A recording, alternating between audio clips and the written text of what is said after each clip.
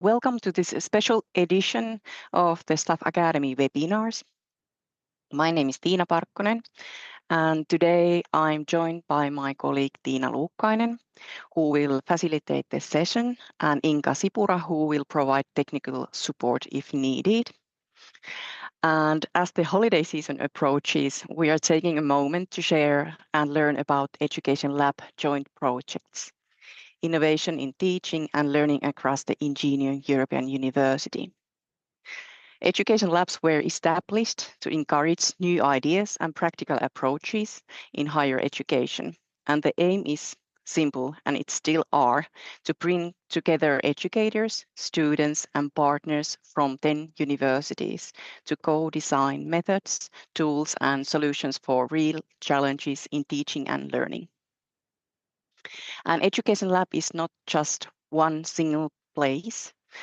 We see that it is a decentralized network that uses the expertise and facilities of our partner universities, where we can build connections and exchange knowledge and work together.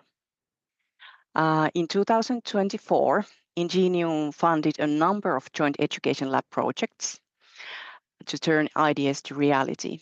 These 12 projects focus on developing and sharing innovative teaching methods, pedagogies, and tools across INGENIUM. And they are not expected to be perfect or complete, that for sure, but this is part of this experimentation. And today we will hear 3 short presentations from these projects that what they aimed to achieve, what they have learned, and what impact they are making. After the 20 minutes presentations, we will have about 10 minutes discussions, and you are free to ask questions and share your thoughts. Now I will give stage for my colleague, Tiina Luukkainen. Thank you very much. So welcome to this special edition. And today we have 3 presentations. And as Tiina said, the presentations will take about 20 minutes, and then you will have time for comments and questions for 10 minutes.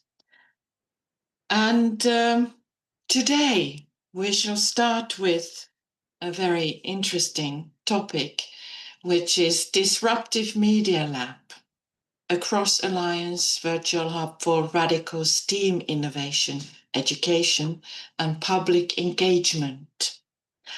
And Jeremiah, I think the floor is yours now. Great, thank you, Tiina. Thank you to both Tiinas. So yeah, just give me a moment there to share my screen.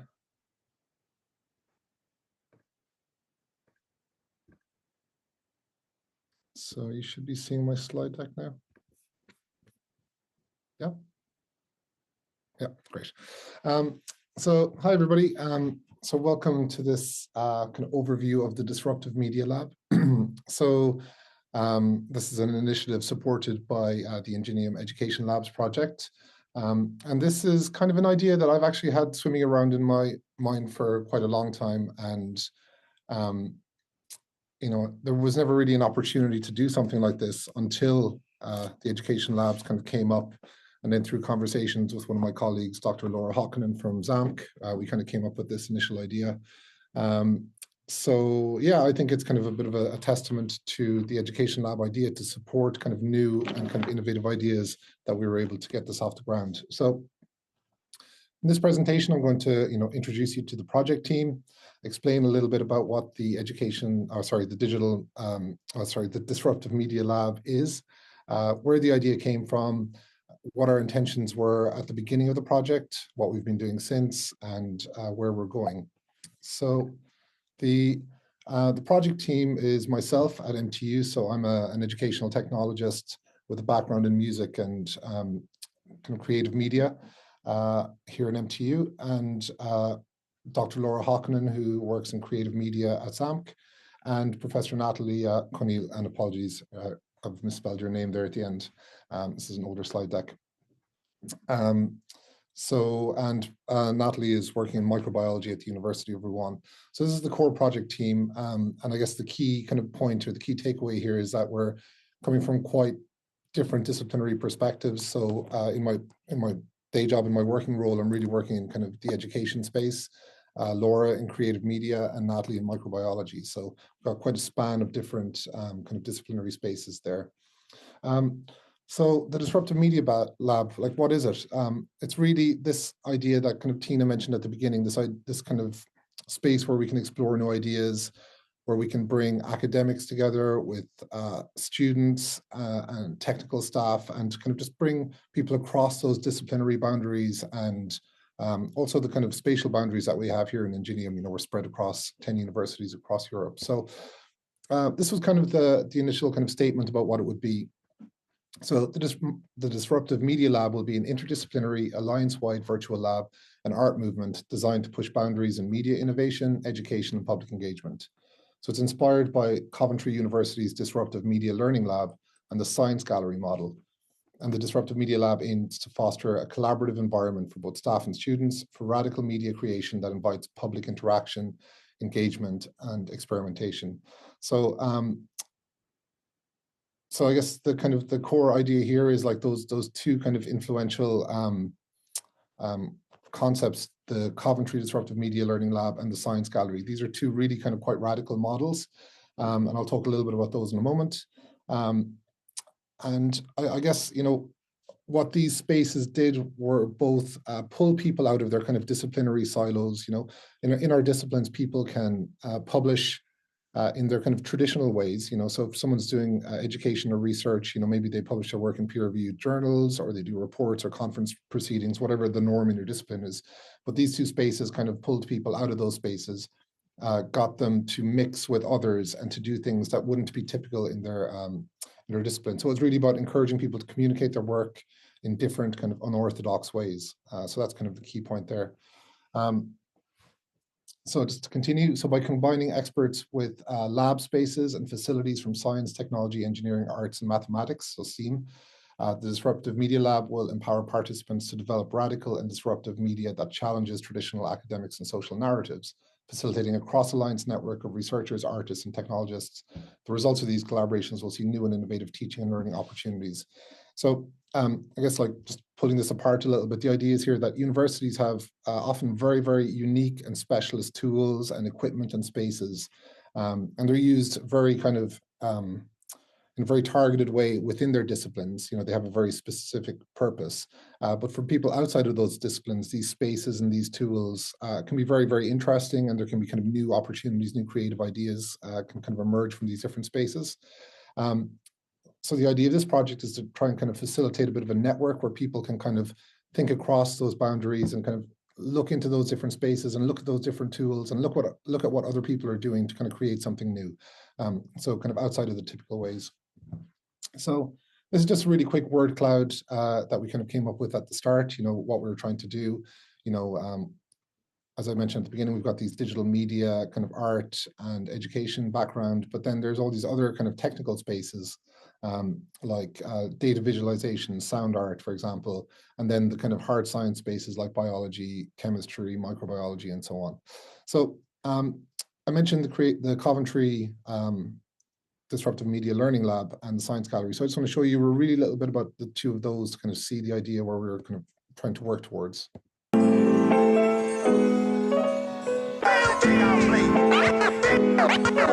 The journey the lab has gone on has been, I think, really kind of fascinating.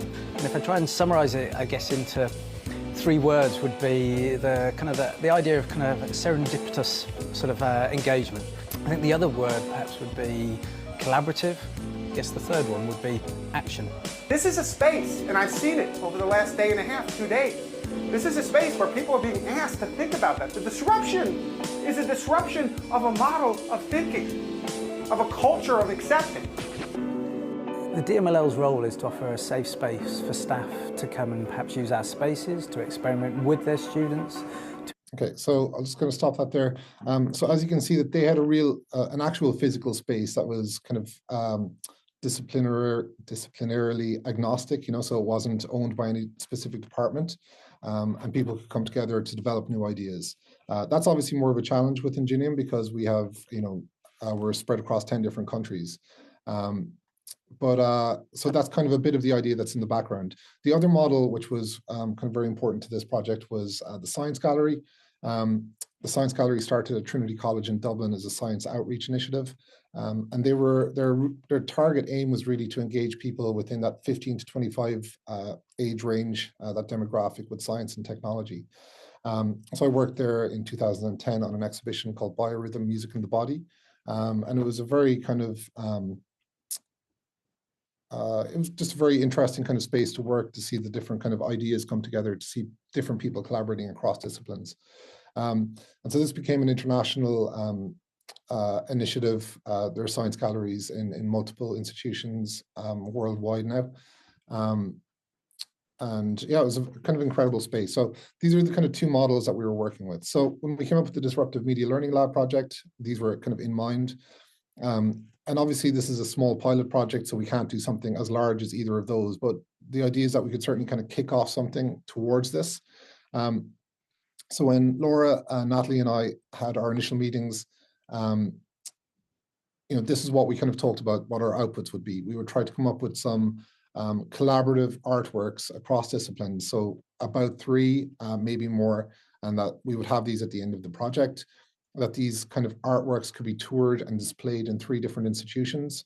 So the partner institutions, MTU, Xamk, and Rouen. The idea is that they should be replicable in all 3. So that made kind of digital a good solution. They're not all digital, but we have to think about the logistics of moving something from place to place. That we would speak to some of INGENIUM's other, key tenets, like around language and communication, so that the work would be presented in 4 languages, in English, Irish, French, and Finnish. That we'd have an exhibition document that would do this. And at the end of it, we would do some kind of output, a text-based output to report on the kind of learnings of the project, so kind of a co-authored publication or a report. We would have a website that would document the outputs, that we would have kind of a mission statement or almost an artistic manifesto of sorts outlining a call to colleagues across INGENIUM and students across INGENIUM to engage with radical and innovative ways of sharing knowledge about the intersection of art, science, and society. And that we would also try to establish a network of interdisciplinary collaborators. So the Science Gallery had this really innovative model called the Leonardo Group, where they would, before every exhibition, they would bring together a group of members of this group who were like neuroscientists, psychologists, philosophers, and then in the same group you would have skateboarders and TikTok dancers and just a really kind of mad mash of people, which was really interesting. You'd put them all at a table together and they'd come up with things, and these would ultimately turn into exhibits. So rather than a Leonardo group, we thought we would kind of reframe that, and we came up with the idea of a Marian group, and I'll talk about that in a second. So the outputs then. So firstly, that idea of the Leonardo group, we tried to spin that on its head a little bit, and we came up with the idea of the Marian group. So Maria Sibylla Marian was a German entomologist, naturalist, and scientific illustrator. So she kind of embodied those ideas we were talking about. Scientist on one hand, and then a creative illustrator on the other hand. And so we've been trying to put this group of people together. One of the challenges, which I guess I'll refer back to at the end, is that it's people are very busy. And so it's hard we haven't been able to convene this whole group at once together yet. We've all met in smaller kind of pockets, one-to-ones, small groups, and so on. But the intention is that we'll kind of convene this whole group together to think about the exhibitions and the next steps. That should hopefully happen in December as people kind of finish up teaching and so on. And so you can see here, we've got a range of people from PhD researchers. So we've got students here, creative technologists, scientists, chemists, microbiologists, chemists, and yeah, like a big mix of people. So this is kind of, I guess, the embodiment of the idea to bring all these people together across spaces and across disciplines. So the main outputs from the project then, well, the first kind of round of this is going to be a series of exhibitions. There are going to be 3 related exhibitions where work is shared and displayed in 3 INGENIUM locations, as I mentioned. And we decided on exhibitions as, exhibitions are very useful because they educate people by kind of transforming information and ideas into something new. And they can really kind of engage and challenge people in ways that they might not have kind of thought about. This is kind of really evident in the work that the Science Gallery did. And then the Science Gallery is an interesting one. They used to have mediators at their exhibitions, and when they surveyed people, one of the big things that came out of it was that people always talked about the mediators who were students. And it was just the conversations that they would have. Like, so the students didn't have a script. They weren't told to talk to them about specific works. It was just the conversations that would emerge, and that really kind of excited people's imagination. So in a way, that's kind of what we're trying to get at, that fostering of kind of curiosity and kind of encouraging critical thinking and the idea of storytelling. So in terms of developing the exhibitions then, so in terms of the Cork-based one, we've been meeting to kind of put this together. We've been linking with our colleagues in Rouen, and we're going to have quite similar exhibitions between Cork and Rouen. This has kind of involved thinking about the themes of the exhibition, the different words that we're working around, the concepts, which are those kind of boundaries between disciplines. When you get an artist and you get them to speak to a microbiologist, they can kind of come so far together, but there's always going to be that disciplinary barrier, because people have their kind of epistemological knowledge, their knowledge about their discipline and what they know. So you can only kind of go so far. So there are these kind of boundary ideas that we've been kind of thinking a lot about. So this is kind of just a mirror board that reflects some of the planning for the exhibition. All of the exhibitions are going to happen in January. The initial idea was that we would have them almost exactly the same, and that we would also network them, so there could be a live connection between them. But this was really logistically challenging. It's hard to book spaces on campuses, as we all know, at the same time. And yeah, there's a variety of different challenges. So we've got 3 slightly different exhibitions, but kind of all sharing this kind of this common thread. So the exhibition that's happening in Cork and Rouen, we've a working title at the moment, which is Ecotone, Exploring Transitional States and Biological Uncertainties from a Creative Perspective. So as I mentioned, we're kind of trying to think about those kind of transitional spaces where disciplines kind of meet and overlap and, occasionally push back against each other. There's going to be a range of different things here. So we've got those core collaborative outputs that I mentioned at the beginning, that we would have about 3 or so that really embodied that cross INGENIUM disciplinary collaboration. There's at least 3 artworks that do that. And then there's going to be other exhibits there that are by colleagues from across our institutions or beyond. So it's going to be a range of different media. So sound art, film, VR, immersive, print media. In Cork, we're going to do a zine making workshop as well, where we're going to try and bring some science colleagues in to kind of explore that idea, kind of creating things in a very tactile way. So that is the Cork exhibition, and there on the right hand side you see the James Barry Gallery. So MTU in Cork is quite a creative institution. We have a School of Music here. We have the Crawford College of Art, and the campus here in Bishopstown has a gallery space called the James Barry. So that's where our exhibition is going to take place in January. Natalie and I are talking about the exhibition in Rouen. So there's 2 campuses there. There's the main campus in Rouen, and where Natalie and her team are out in Evero. So we're looking at where we do it in one of those 2 spaces. The library in Evero is one space that we're considering doing that as well. So we're still kind of working through all of this. And then in addition to this, on kind of a separate exhibition theme, Laura in Xamk in January is going to have an exhibition with her students, which is going to feature our works as well. And that's called The Butterfly Effect. So you can see there's kind of like a biological kind of thread through these kind of conference themes. So they're kind of knitted together in that way. Laura brought in a kind of a butterfly specialist, Kimo Saarinen. So Kimo helps the students to kind of think about kind of concepts around this that they can turn into creative projects. And they've been doing a lot of work with 360-degree video. And they're kind of like thinking about the idea of complexity, the interconnected world, this idea of the butterfly effect.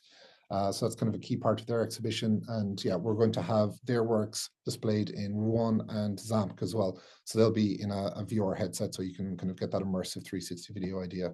And just in terms of the spaces as well, this is the space that Laura and her team are going to be using on the Xamk campus. So you can see there we've got 3 kind of interrelated exhibits where the works can be shared across all 3 of those spaces.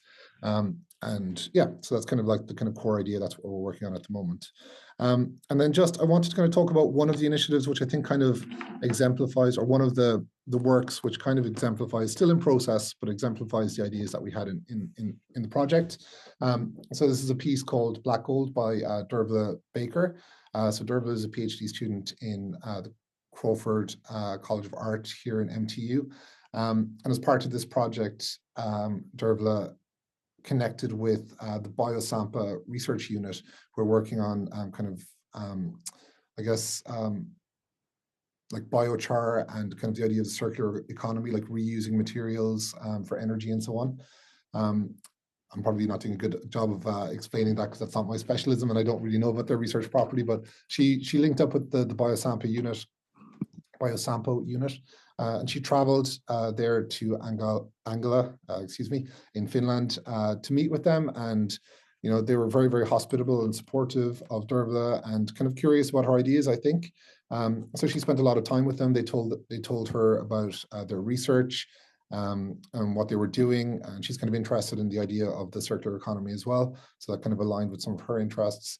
And what Dervla is doing then is kind of creating a video artwork out of that, which I guess communicates what the people in BioSampa are doing, but in a more creative and poetic way.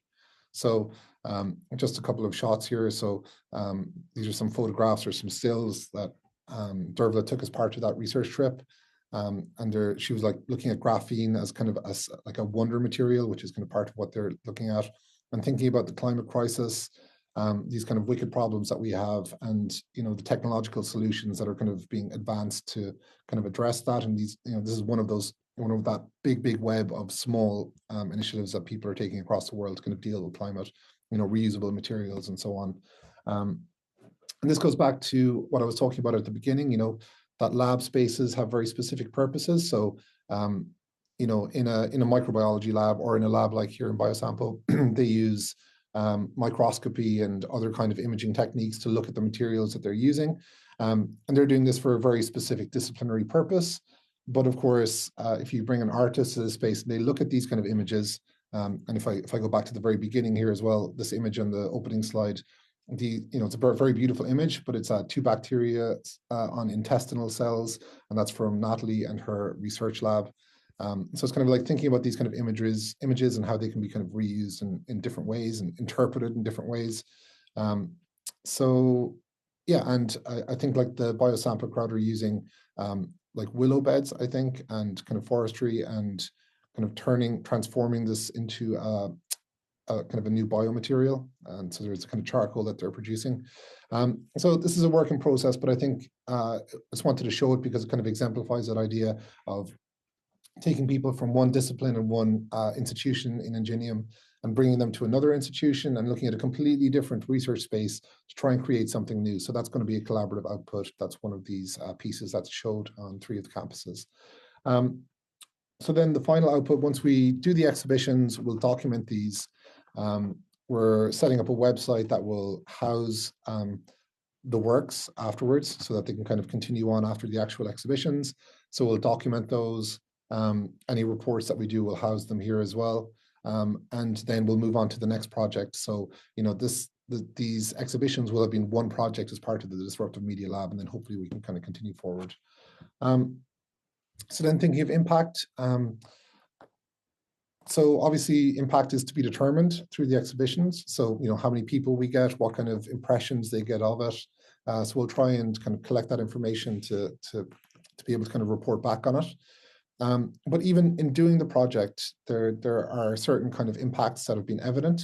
So for example, there are new perspectives for the team members, you know, working across disciplines. There are new kind of intercultural collaborative opportunities that have been provided by the project. So as we saw in the case of Dervla, they're traveling to Xamk and the BioSampa research unit. And we've also started doing webinars to start promoting these ideas of kind of cross-disciplinary collaboration. So in terms of new perspectives for team members, so Natalie was on the Cork MTU campus and I met with her to talk about the project and to have a cup of coffee recently enough. And it was interesting in the conversation, she mentioned this, that, you know, she'd been a researcher in microbiology for a very long time. You know, she's used to presenting scientific results with her research units, her lab, in in the kind of in those traditional formats that we expect, publications, conferences, and posters. They do some science outreach work, which is Fête de la Science, workshops during this kind of festival. But when we were talking about it, she said this is the first time that she's actually tried to do something around art and a kind of completely different kind of creative way to express kind of scientific findings in an artistic form.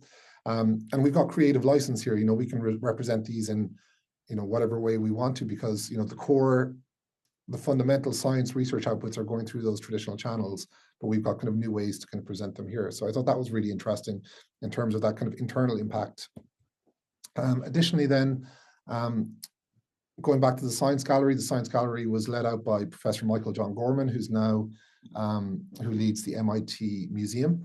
And we were fortunate to have him for a webinar to talk about some of the ideas that we were exploring. So that was really good. I had 108 people sign up for that webinar. I think there was about 50 turned up to it. And I've got a recording that needs to be edited, and that will be uploaded to the INGENIUM YouTube channel as well for everybody to access. And just while I'm on the topic of Michael John Gorman, so in his book, Idea Colliders, he's got a section where he talks about 3 tales from the future, thinking about kind of museums and galleries in the future. So one of them is this idea of the mega museum mall, this kind of like super museum. Another one is kind of an invisible museum, which is kind of app-based. But the second one is this idea of the cloud chamber. And he kind of talks about it as a kind of a distributed kind of throwback to 17th century coffee houses, so places for conversation and creation.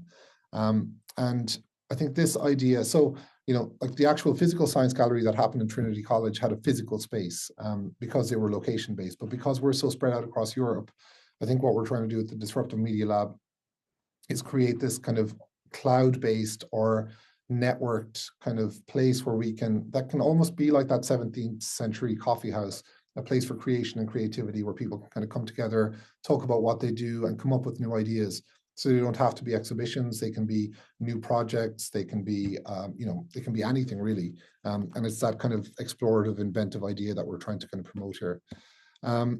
So just to kind of wrap up then, the challenges, I guess the challenges have kind of, they're a double-sided coin or a double-edged sword. It's like collaborating with people across institutions, across countries is really, really rewarding, but obviously it's super challenging. People are working in different time zones. People are very, very busy. So we're trying to do the best we can with that. So for example, convening the Marion group has been very hard to try and get even kind of maybe 10 of the 13 people together at the same time is very, very challenging. But we're continuing to do that. Trying to do something in 3 different spaces is logistically challenging, so we're trying to work around that as well. But it's all coming together, which I think is really positive. And then maybe just as a kind of conclusion, kind of thinking about what this kind of means for education. I think an initiative like this, a project like this, teaches staff and students about new possibilities. I think it allows people to step out of their kind of disciplinary silos around what we do. We don't need to work in specific cultural or disciplinary silos. We can kind of reach out to each other kind of completely across spaces, which I think is a great example to make through this project. And that's kind of really it, I guess. We've got time for questions, I think, so I'll leave it there and to be continued. So I guess also just one last thing for anyone who is on the Rouen or the Xamk or the MTU campuses in January, please do go and check out the exhibitions and do feedback to us as well. And I think that's it for me. Thank you very much, Jeremiah. Very interesting work, like you said, across disciplines. And now we have a little time for questions. You can just open your microphone. Lots of applause. Hi, I have a question.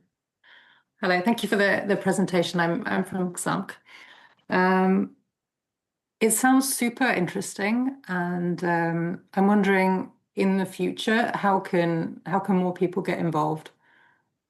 That's kind of exactly what we want to try and do. So and even from the few opportunities that we've had to promote it, people have been reaching out. So when we did that webinar afterwards, a lot of people were kind of excited by the idea and they've reached out. And I guess the answer at the moment is I'm not 100% sure. I'm still trying to figure it out. But I think that idea of the Marion group, the idea is that it wouldn't be a fixed thing. So if people are interested, well, so please email me. So I'll put my email address in the chat there. And that idea of the Marion group, like the Leonardo group in the Science Gallery, it wasn't a fixed group, it would rotate. So they would have a particular group of people for one exhibition, and then after that they'd disband the group and they'd reopen the group and they'd bring in another, you know, collection of people to kind of collaborate on something new. And I think that's kind of what we'd like to do with the Marion group. So yeah, if you're interested in being involved in it, just send me an email and I'll start kind of compiling a list of interested people and find ways that we can collaborate. If you have ideas as well, I'm open to hearing those as well. So once we get the exhibitions done, hopefully we can move forward into something else. And yeah, we're interested and open to anything. Okay, great. I had a couple of ideas, so I will. Oh, great. Okay, Thank you. Nina. Thanks. Okay, thank you, Jeremiah. Maybe you can leave your, or did you leave your email in the chat? I put it, I sent it. Yes, if somebody wants to contact you. And also during this webinar, of course, you can ask questions in the chat. And now it's time to move on to our second project, which is called the Aspire Student Leadership Program. Unfortunately, I don't have the name of the presenter here, but Inka will give you share rights. If you just tell her who's presenting. That's Angela McGlone. There's actually a few of us presenting, but I'm going to share the slides, Tina. All right.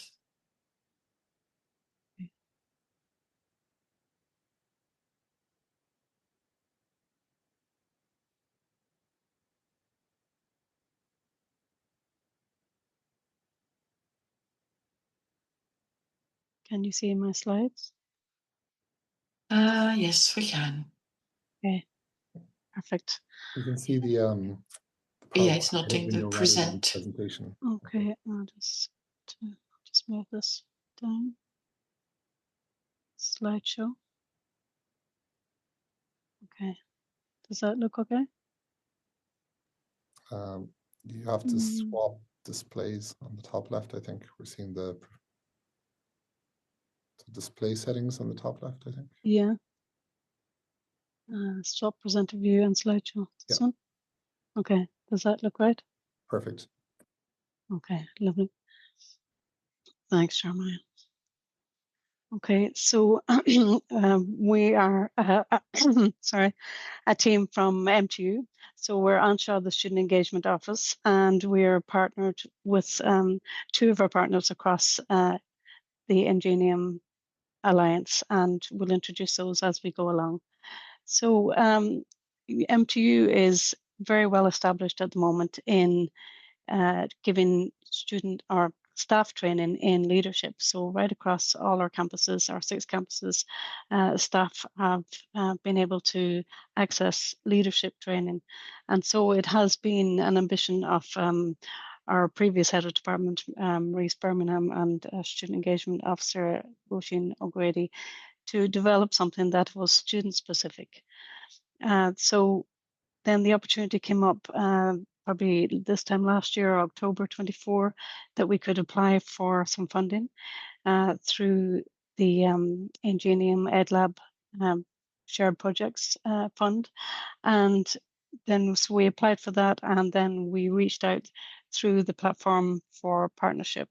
And so we had 2 responses, one from Xamk University in Finland and also from Romania in TU-AS.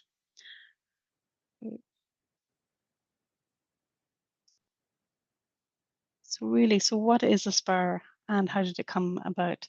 So Aspire is a student leadership program. It's a development program designed specifically to enhance student academic experience and to prepare them for transition effectively into leadership roles in what we know is an ever diverse and changing workplace environments, and to enhance their confidence and resilience to do so. But why do we think we need a leadership program at all? Is it important, and do students want it? So firstly, the benefits for students are many, but here are just a few of them.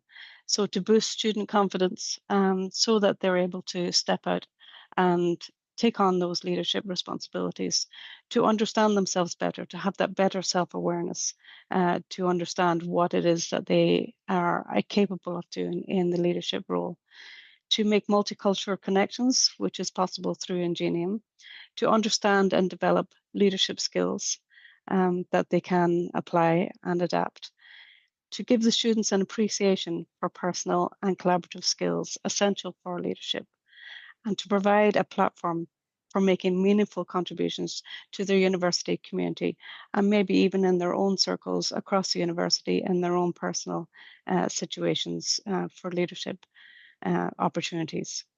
And ultimately, having this confidence and these skills will give them that chance to enhance their employability.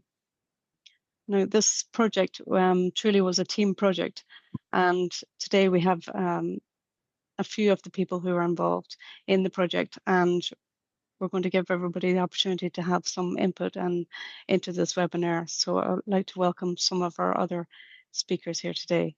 So first we have Dr. Shane O'Mahony, who's going to take us through this slide. Thanks very much, Angela. So I suppose this slide really illustrates the outline of the programme and how it was delivered on a kind of unit by unit basis. So firstly, our own MTU Student Engagement Associates took part in in-person sessions with students from various societies and students from TUI-ASH joining online from Romania. The session, or these units as well, were delivered by various MTU and partner university staff, as well as one session delivered online by the Leadership Academy in the UK. So each session kind of followed a similar format in that it would include theory with practical application through breakout sessions.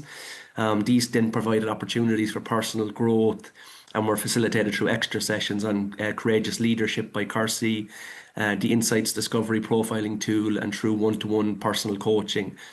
So following kind of the introduction leadership session delivered by Roisin, our student engagement officer here at MTU.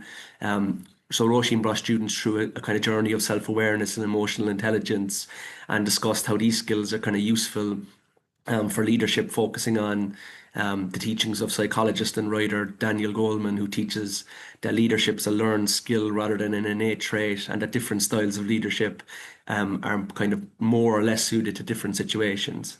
Alex McCall then brought his experience in facilitating the Elevate Staff Leadership Programme here at MTU, as well as his industry experience, to talk to students about, I suppose, effective communication. Next then we had a session delivered by Gemma Pirelli, founder of the Leadership Academy in the UK, and she delivered an online workshop on ethical decision making and responsibility. So Gemma brought the students through 6 theories of 6 ethical frameworks basically, and then an 8-step process to kind of practically apply those ethical philosophies to kind of make decisions and make effective decisions. Next, we had a session delivered by Adriana Niku from TUI-ASH, who visited MTU in October and delivered a very interesting workshop on team collaboration and conflict resolution. So that was really useful to the students in terms of applying this new knowledge to their group projects, their part-time work situations. So there was a lot of work with Niku and Adriana on team collaboration and conflict resolution. They went through some of the core principles, best practices, how to combine collaboration and, I suppose, conflict resolution. And then finally, just last week, Ben Slim, project manager for a major HEA fund across MTU called TSAF, provided a workshop on project management. And the idea here was to kind of apply his framework to real situations. So there would have been a lot of discussion of kind of having clear objectives and scopes in projects, the importance of clear communication, team roles and responsibilities, risk management, monitoring and tracking, managing budgets, and ultimately, I suppose, quality assurance. Okay, so that's everything from me. I'm going to pass over to other members of the team now. Thanks.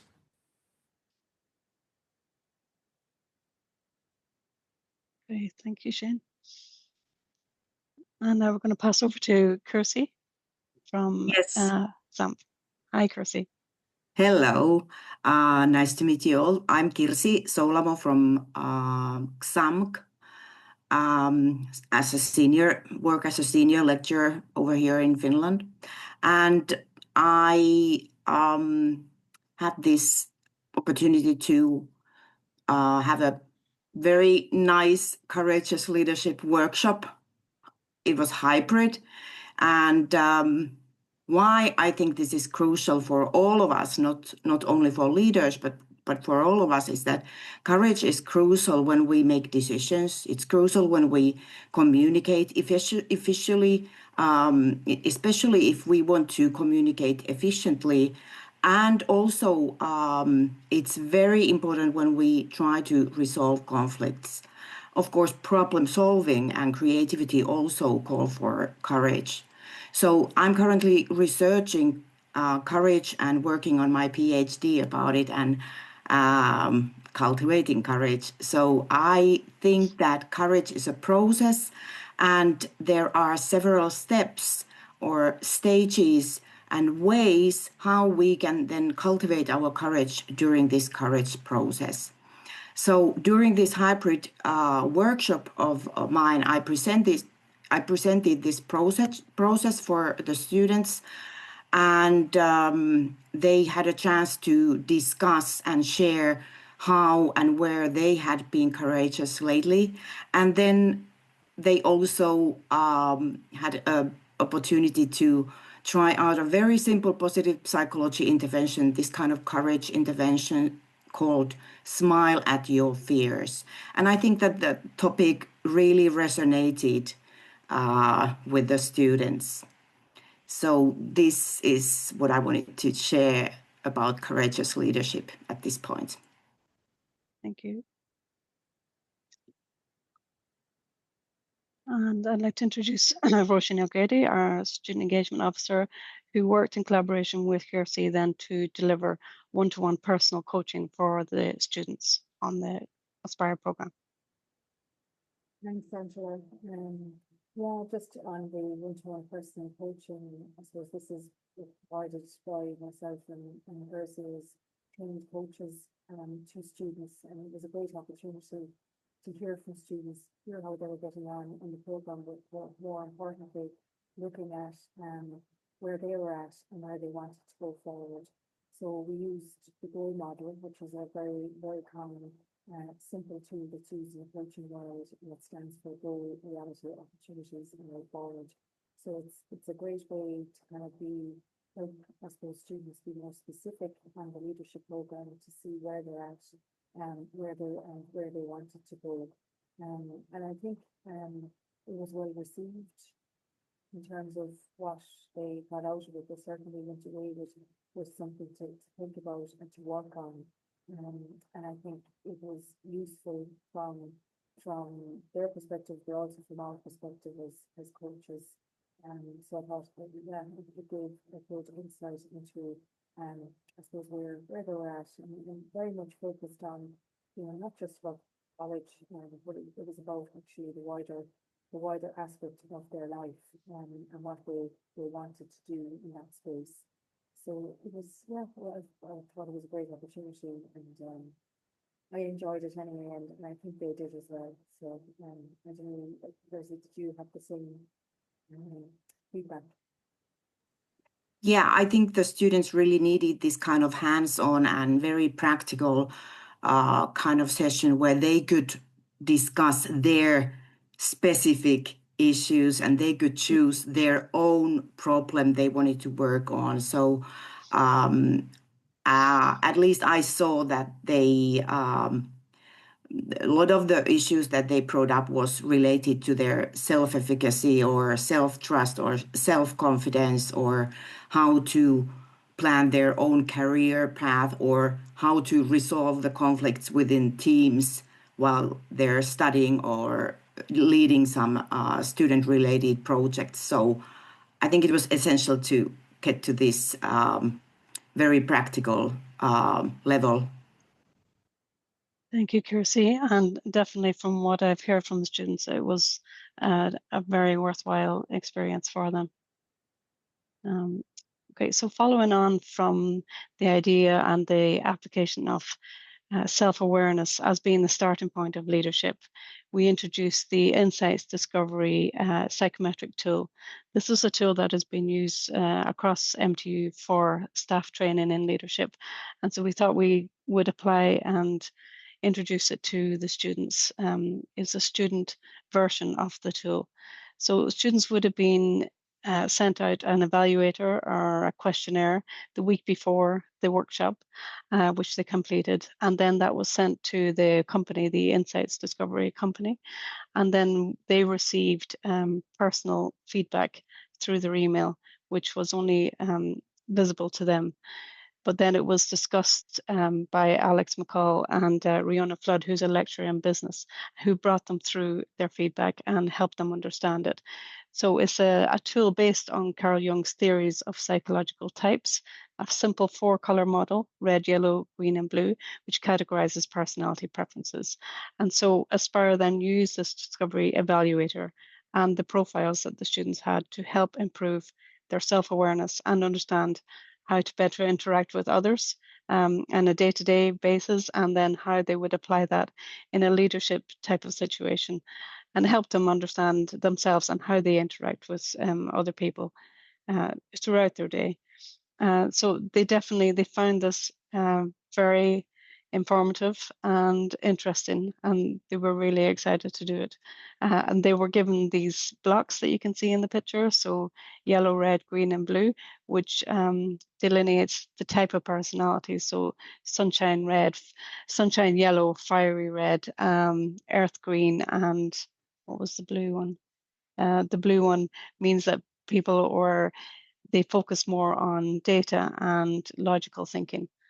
So that just gives them an insight on which was strongest for them and which one they could apply in a leadership situation. Now I'm going to introduce Rebecca Noonan, who looks after our marketing specialist. Hi, Rebecca. Thanks, Angela. Yeah, so I'm just going to talk a bit about the context behind the branding of Aspire so that you can see the logo there in the center of the slide. So I was thinking of a metaphor for leadership. So birds in murmuration came to mind. So as you can see there are birds on top of the logo. So this is a symbol of leadership, and in murmuration, they can adapt and everyone can be a leader. So it's to reflect what the students are learning through the program, so that the leadership is distributed, not fixed, and anyone can influence the leadership, and that every role matters as well. So each bird contributes to the shape and success of the flock, and mirroring how every individual strengthens a team, and in this sense, the Aspire Student Leadership Program. So then in terms of the colours in the branding, as Angela just mentioned, the Insights Discovery Program. So as you can see, the blue, yellow, green, and red is reflected in the logo too. So these colours represent the different characteristics and different leadership energies. So then the students can kind of see their own leadership style once they've done the insights and kind of reflect on that and see themselves in the logo too. And that, again, this reinforces the idea that there's no single perfect leader, that everybody can be a leader. And then in terms of marketing, so the branding is very important for marketing the program as well. So it makes a strong, memorable identity, helps to make it stand out in promotional materials, social media, and any events that we're doing. Then we're also creating a digital badge with Jeremiah, who's just on the call from the Technology Enhanced Learning Department here in MTU. So he's developing that for us, and this will then be the branding will be in this digital badge. So when students share this on the likes of LinkedIn or on their CVs and so forth, that logo is there and can be identified. And then this also strengthens the credibility and the visibility of the program as well. So it's a marketing tool as well, and a point of pride for past and future participants. So that's it on the branding. So I'm going to hand over to Nicu from TU Iași in Romania. Hi, hello. I will Nicu. speak a little bit about collaboration among INGENIUS partners. but I will speak from, I say, from our part. I have the privilege to be on site in MTU along with Adriana, and we appreciated very much the, let's say, the professionalism, professional excellence of project team, because it's not only just a project, just another project, but it's a project with very clear purpose. And this project was, let's say, special design for students and get this knowledge and become future leaders, strong leaders that we need. So we really appreciate this professional excellence, as I say, and also strong synergy among team. And this is very important for all the INGENIUM partners, because without synergy, without the same view on the topics, and without the same tools or even thoughts in creating this project, it's very hard to go forward with the team.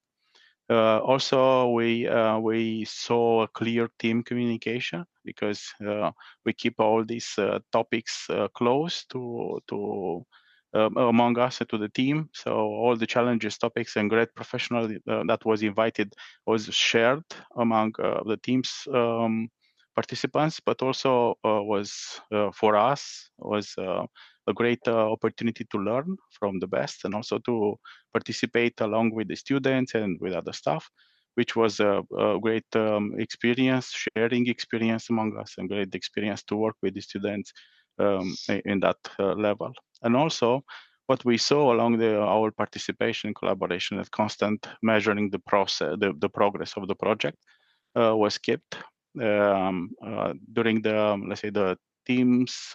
We have monthly meetings, and we've been discussed the results, and also we will discuss the progress and the challenges that we've been facing during the project development.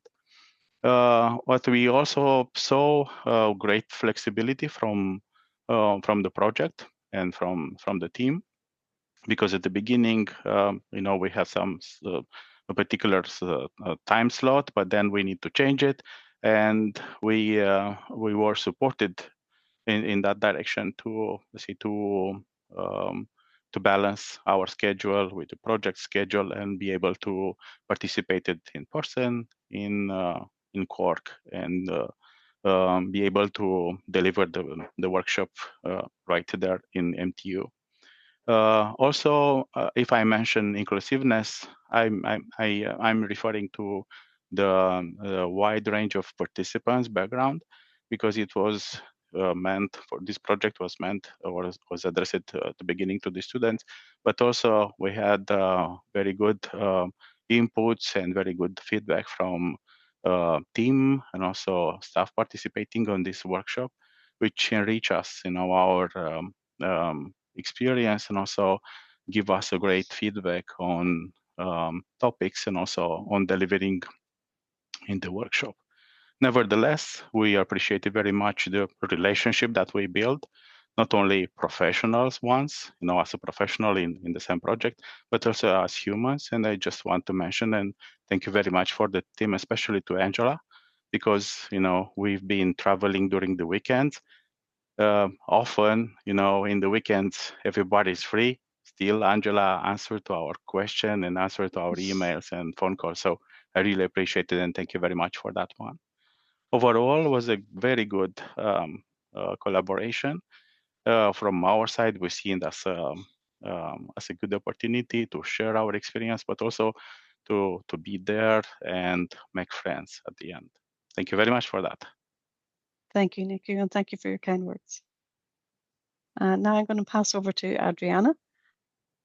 Hello, everyone. Oops. Yeah, we're good? Yep. Yeah, okay. Hi. So, Nico and I delivered an in-person teaching unit focused on team collaboration and conflict resolution. Our session fostered active participation and showcased practical strategies for improving communication and group effectiveness. We focus on understanding team conflict, because it is very important as a leader to understand this kind of all kinds of conflicts, because conflict is normal in a passionate team. So it should be resolved in a constructive way to foster growth and collaboration.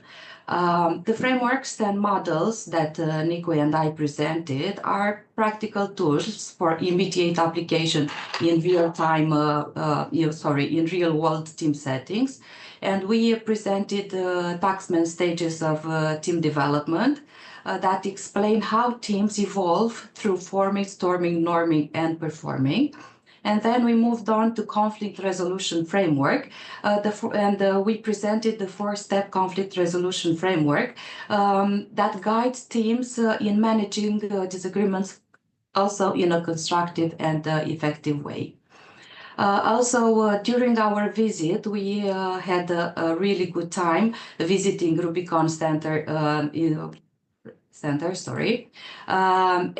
for us it was very good to see such many things happening at the Rubicon, so we can use them as examples and maybe in the future manage to implement them at our university. We explored the center's entrepreneurial environment, gain insight into MTU's innovation ecosystem and startup support. So we really hope maybe in the next years we'll have half of the Rubicon being functioning in Tuyash. What we have done, we were invited to participate, and thank you for that, Angela, to MTU's internal AI workshop, which was very good. I know Nico was familiar from the beginning with using AI, but for me it was something new, so I really enjoyed it. We both did. So this participation, I think it strengthened interinstitutional ties and encouraged shared learning around emerging technologies and pedagogical innovation. What else we have done? We managed also, even though the schedule was pretty busy for us, we also managed to take a tour of Cork, and we find it beautiful, and we still have many things, places to visit, so we need to come back one day.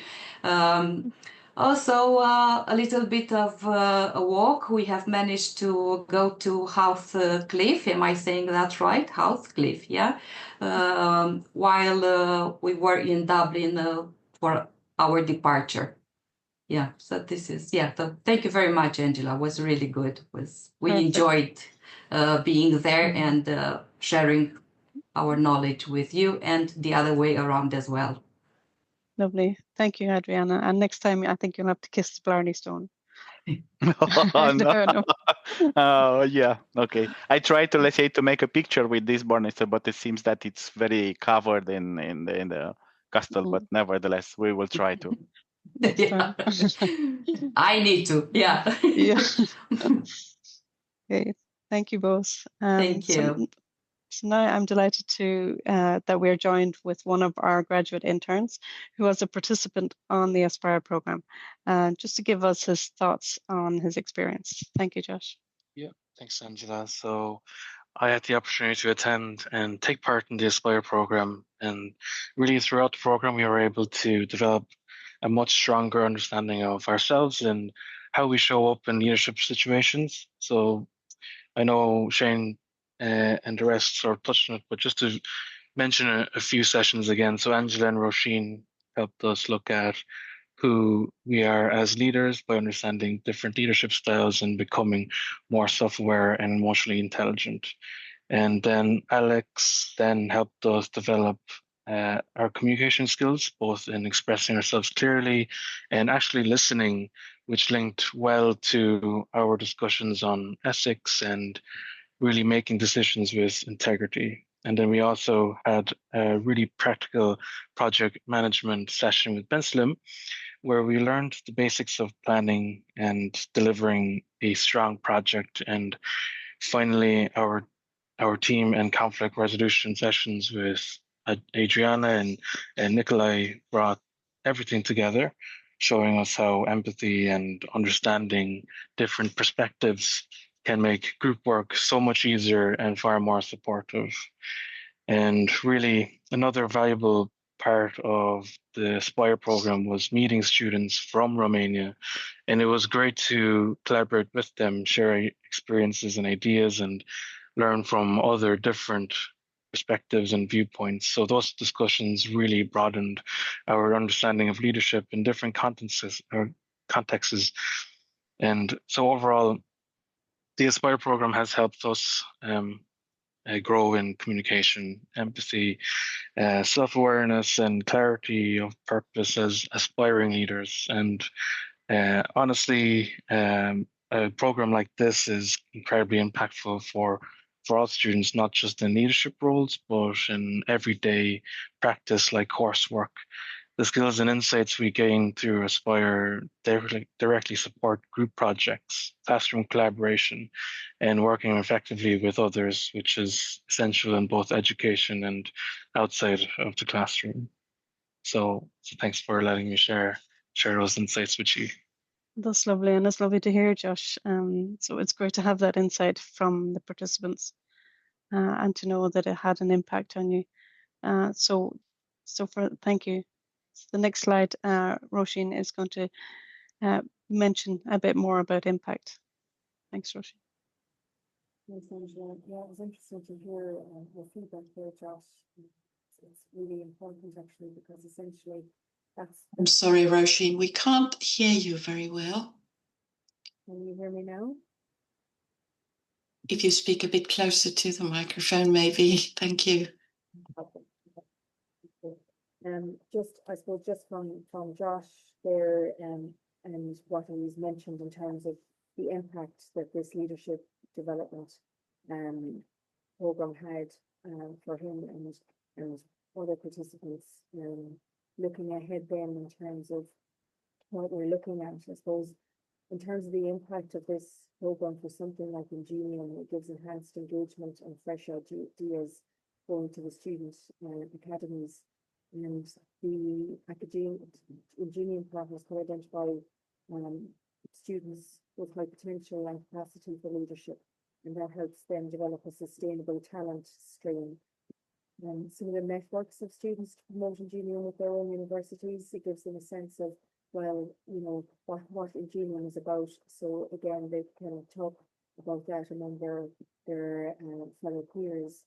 And I suppose what we're looking to do is look at expanding of the project to widen participation of partners. So I suppose ideally going forward, what gave this student leadership program an extra added value and was the collaboration that we had with our partners. So we would like even to widen that up to anyone who would be interested from other partners within INGENIUM. So I think just in essence, what we have seen is something that's valuable, that can be very transformative. And I think with students involved, that development of the shared leadership space to embed the student voice and decision making will help, I would say, INGENIUM become a better place for students and for staff. So I think that partnership piece and student involvement will be key. Thank you, Roisin. That's great. Okay, so now that we've looked at the impact and the details of it, we're starting to look forward then and see, okay, what are our next steps for Aspire? So really what we would like to do is to broaden that participation. We've had the pilot now with our student engagement associates and our interns here, and some of the students who are engaged with societies in IASH. So now we'd like to think, you know, well, can we broaden that participation? So to have students have access to a micro-credential would be the ideal.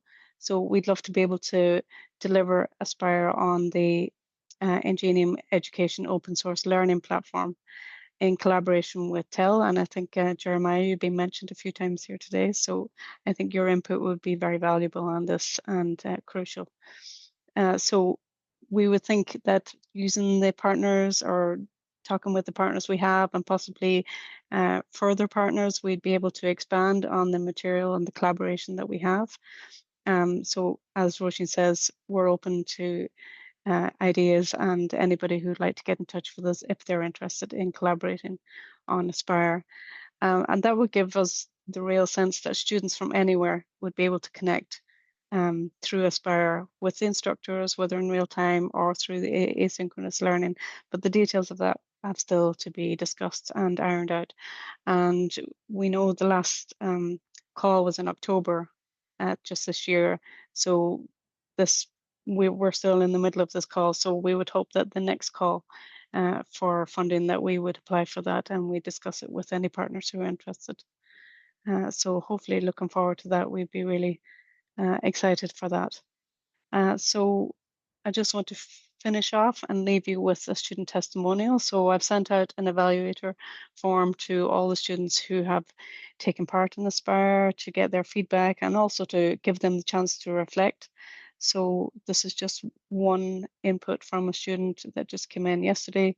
So overall, I found the Aspire program very valuable and enjoyable. The sessions helped me build greater self-awareness, improve my communication, and understand how to work more effectively with different types of people, which is what we hoped we would achieve. I appreciate the mix of discussions, activities, and practical tools that I can apply in my role as a student engagement associate in Anseo. The program was well structured, engaging, and supportive, and I feel more confident in my abilities as a student engagement associate. So that was lovely to hear, and we'll definitely link in with those students again to get further feedback and hope that they can, be central to the constructive development of the program going forward. Okay, so that's us finished. Thank you all for listening, and we welcome any inputs, comments, or questions that you might have. Thank you very much. This sounds as a very successful collaboration and also method of engaging students. And thank you, Josh, for your insights. We don't want to take too much of your time. If somebody has a very quick question, we can take that.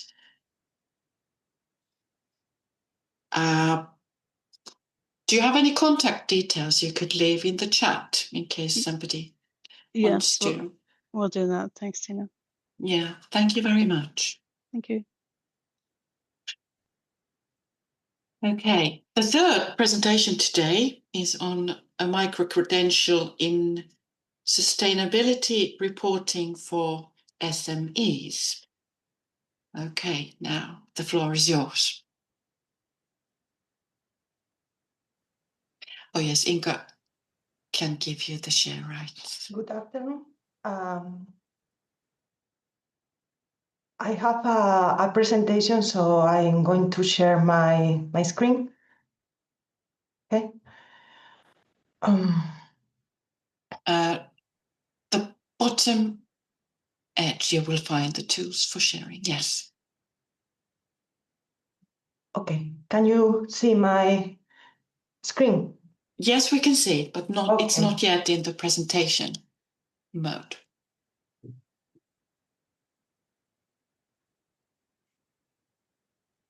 Okay.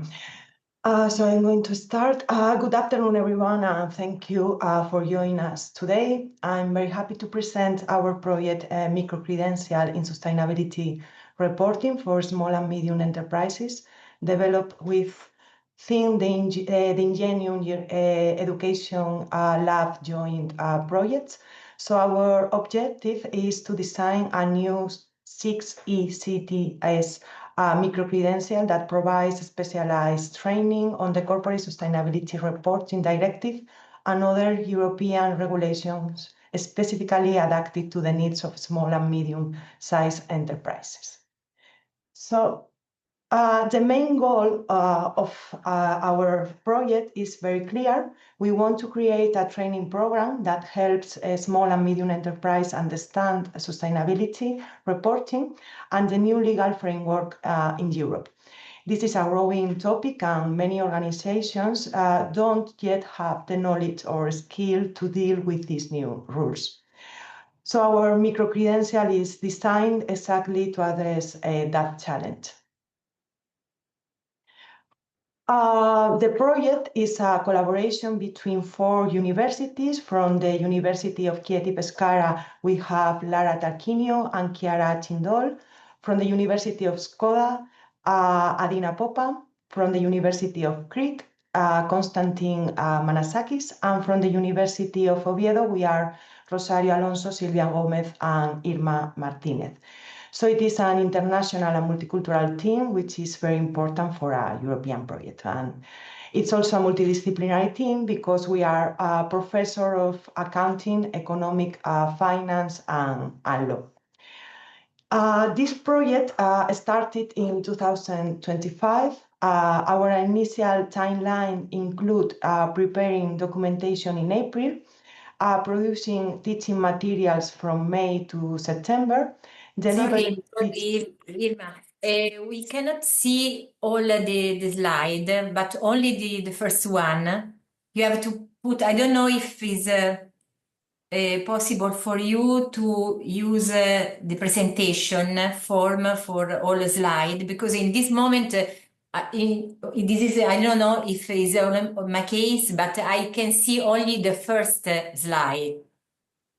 Yeah, so if you start sharing PowerPoint before you put presentation mode, you just see the edit screen. So if you stop sharing. Okay. If you stop sharing and then go to, and then put PowerPoint in presentation mode first, and then share the presentation screen, it should share the correct one. Okay. Try that. I'll try.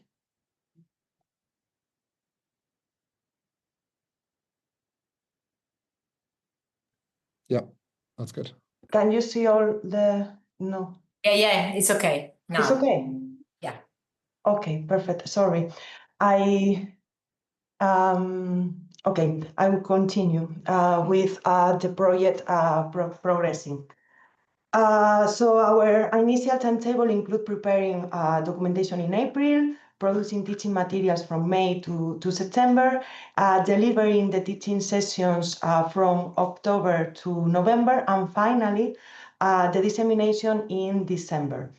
Unfortunately, we have experienced considerable delays in our initial plan, so we request an extension, and it was granted, so that the project could continue to during 2026.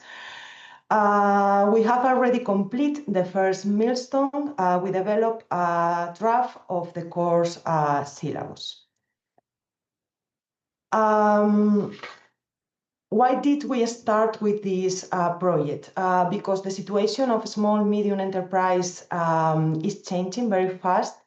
The new European regulations, such as the Corporate Sustainability Reporting Directive, make sustainability reporting mandatory. Today, around 700 listed firms will have direct reporting obligations, and many others will have indirectly affected because they are part of supply chain.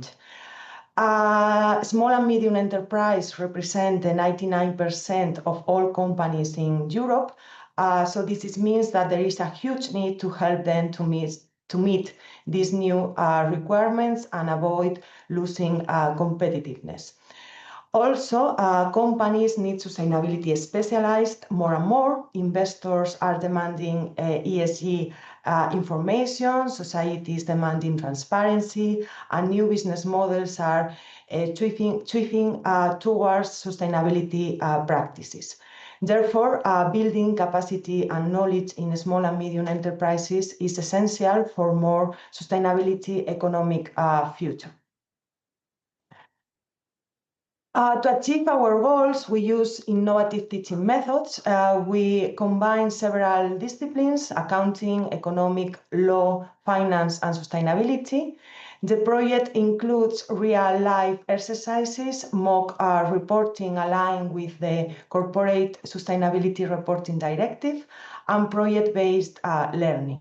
We will also work together with students, small, medium enterprise, and academic staff. And very importantly, the program is delivered in 5 different languages, which support accessibility and intercultural learning. This project aims not only to create a new training program, but also to develop long-term solutions. We want to help small, medium enterprise meet new sustainability requirements, promote international collaboration, and create materials that can be reused over time. It also strengthens cooperation between universities and industry and raises awareness about sustainability across borders. So far, we have already completed a draft of the syllabus. It includes 4 main components. The first one, small and medium enterprise and corporate social responsibility. That is a theoretical and introductory module. Then a small and medium enterprise business strategies towards sustainability. Sustainability finance for small and medium enterprise, and finally the main component, that is sustainability reporting for small and medium enterprise. The learning activities for each module include online lectures, record lessons, hand-on exercises, and case studies. All these elements contribute to a very practical and applied learning experience. So, in 2026, we will continue with the project. We will plan to finalize the documentation phase, produce the teaching materials from February to April, complete the administrative processes with our home universities in summer, and run the course in September and October. So the final event and dissemination activities will take place in October 2006. Some issues still need decisions. For example, how many hours should each ECTS correspond to? And how long should each class recording be, 50 minutes or 30 minutes? And finally, should the delivery be fully online, or should we include some face-to-face activities? These questions will help us to improve the quality and the structure of the program and make it more effective for students. One important aspect of this micro-credential is sustainability. So the program is designed to continue even after the funding period. The materials will be updated regularly, and they will remain available for future years. So the impact of this project will not stop when the funding ends. To conclude, this micro-credential is a unique opportunity to support small and medium enterprise on their sustainability journey. It addresses real needs, prepares companies for new regulations, and promotes collaboration across university and across countries. And we believe that this initiative will help us to build a more sustainability and responsible future for European businesses. So thank you very much for your attention.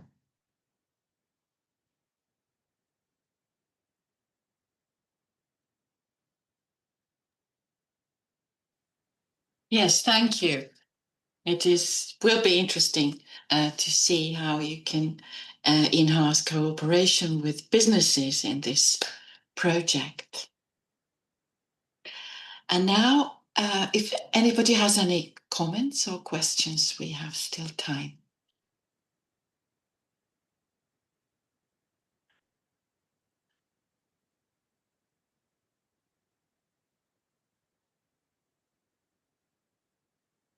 And maybe, Irma, you can also leave your contact details in the chat in case somebody wants to know more. Can I ask that from Irma? Thank you for the presentation. Really interesting to hear about it. have you left application or proposal about this micro-credential, for example, now for this joint academic call, what has been, it ended end of the last month? Are you proceeding with that micro-credential in that? Sorry, but can you repeat me, please? Yeah, yes, about this micro-credential, what you are told us. I was wondering, have you also left proposal about that to the joint academic call, which ended last month? Mm-hmm.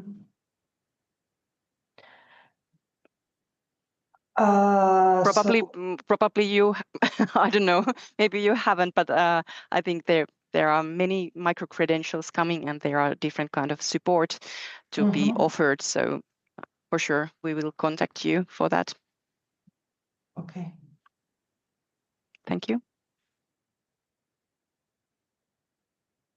Actually, I've got a very quick question. So Irma, you said that the micro-credential will be 6 ECTS, is that correct? Yes. I was just wondering, how come 6? Maybe it's different in your institution. Normally for us, they're in chunks of 5, you know? So you have a 5 ECTS module or a 10 ECTS module, usually. I was just curious why it was 6. Is that just how you divide them in your institution, or?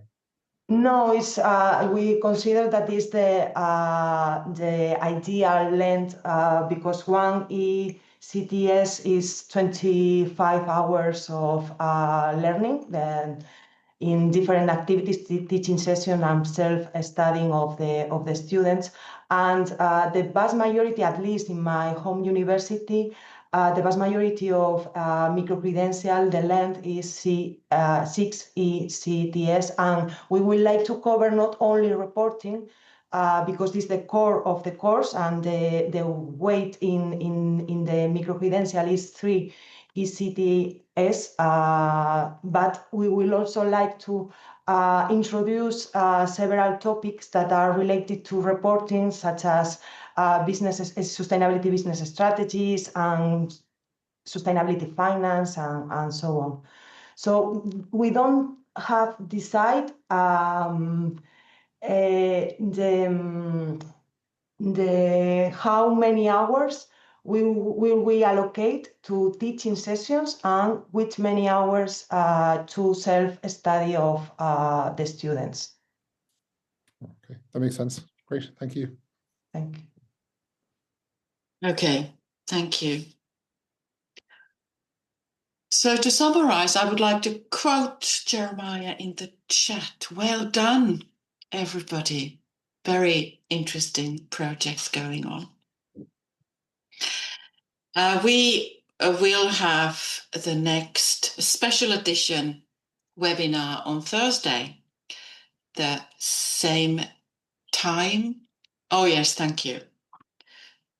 So next Thursday and next week on the 8th and the 9th, 2 more. Thank you very much, everyone, for active participation, and hope to see you on Thursday. Tiina, do you want to say something in the end?